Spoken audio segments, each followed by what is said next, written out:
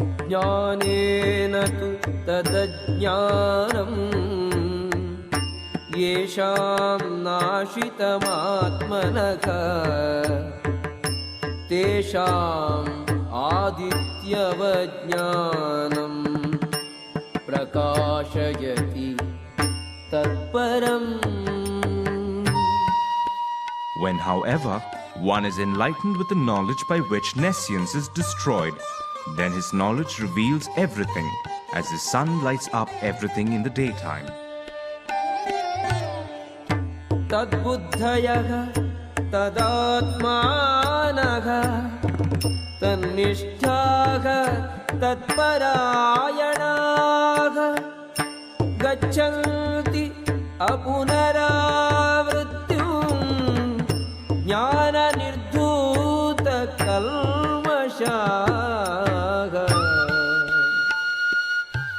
When one's intelligence, mind, faith and refuge are all fixed in the Supreme, then one becomes fully cleansed of misgivings through complete knowledge and thus proceeds straight on the path of liberation.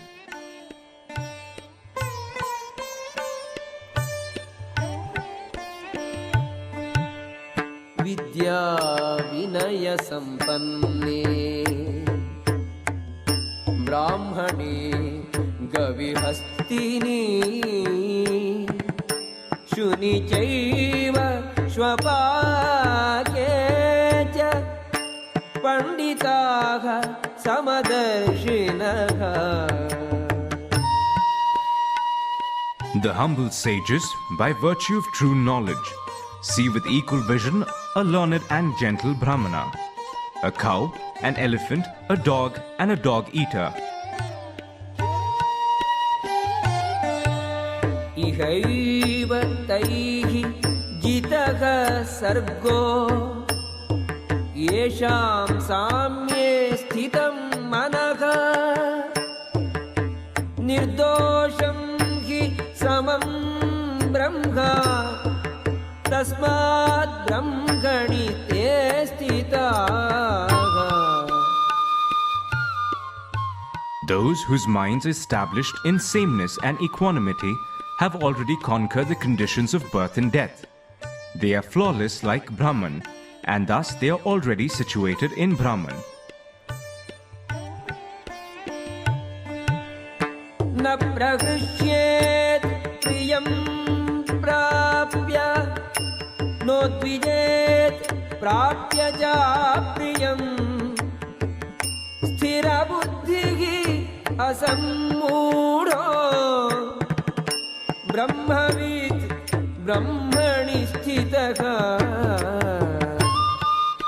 A person who neither rejoices upon achieving something pleasant nor laments upon obtaining something unpleasant, who is self-intelligent, who is unbewildered, and who knows the signs of God, is already situated in transcendence.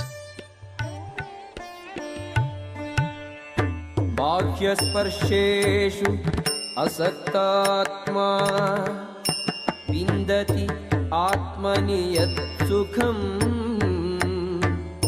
sabrahma yoga yuktatma sukham akshayam ashnute. Such a liberated person is not attracted to material sense pleasure, but is always in trance, enjoying the pleasure within. In this way, the self-realized person enjoys unlimited happiness, for he concentrates on the Supreme. Yehi samsparshaya bhogaha dukkayonaya evate adyantavantah kaunteya nateshu ramate buddhaha. An intelligent person does not take part in the sources of misery, which are due to contact with the material senses. O son of Kunti, such pleasures have a beginning and an end, and so the wise man does not delight in them.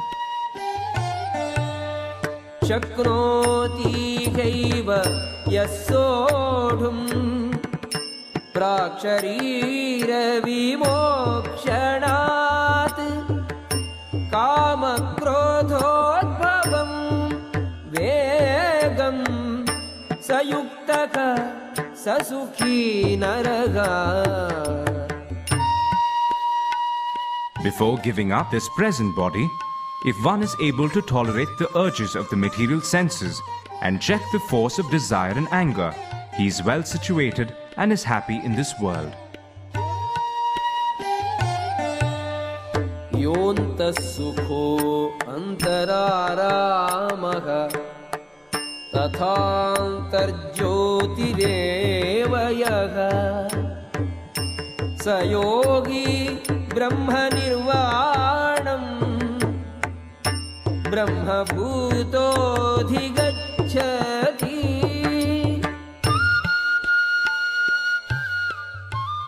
One whose happiness is within, who's active and rejoices within, and whose aim is inward is actually the perfect mystic.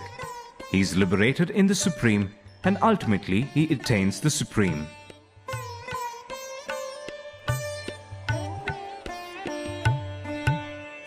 लभन्ते ब्रह्मनिर्वाणम् ऋषयः क्षीणकल्मषाः छिन्नद्वैधा यतात्मानः सर्वभूतहिते रताः.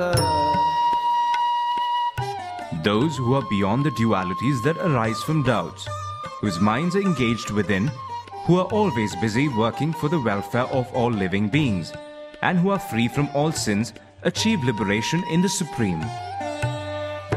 कामक्रोध वियुक्तानां यतीनां यतचेतसाम् अभितो ब्रह्मनिर्वाणम् वर्तते विदितात्मनाम्. Those who are free from anger and all material desires, who are self-realized, self-disciplined and constantly endeavoring for perfection, are assured of liberation in the Supreme in the very near future. स्पर्शान् कृत्वा बहिर्बाह्यान् चक्षुश्चैवान्तरे भ्रुवोः प्राणापानौ समौ कृत्वा नासाभ्यन्तरचारिणौ यतेन्द्रियमनोबुद्धिः मुनिः मोक्षपरायणः विगतेच्छाभयक्रोधो यः सदा मुक्त एव सः.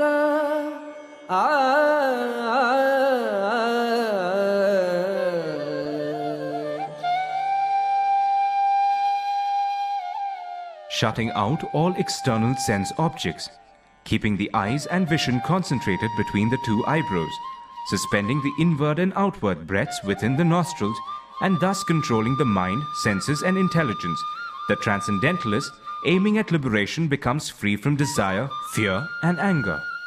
One who's always in this state is certainly liberated.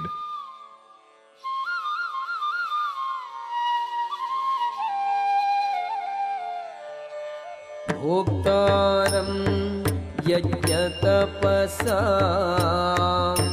सर्वलोकमहेश्वरं सुहृदं सर्वभूतानां ज्ञात्वा मां शान्तिमृच्छति. A person in full consciousness of me, knowing me to be the ultimate beneficiary of all sacrifices and austerities, the supreme lord of all planets and demigods, and the benefactor and well-wisher of all living entities, attains peace from the pangs of material miseries. ॐ तत्सदिति श्रीमद्भगवद्गीतासु उपनिषत्सु ब्रह्मविद्यायां योगशास्त्रे श्रीकृष्णार्जुनसंवादे कर्मसन्न्यासयोगो नाम पञ्चमोऽध्यायः।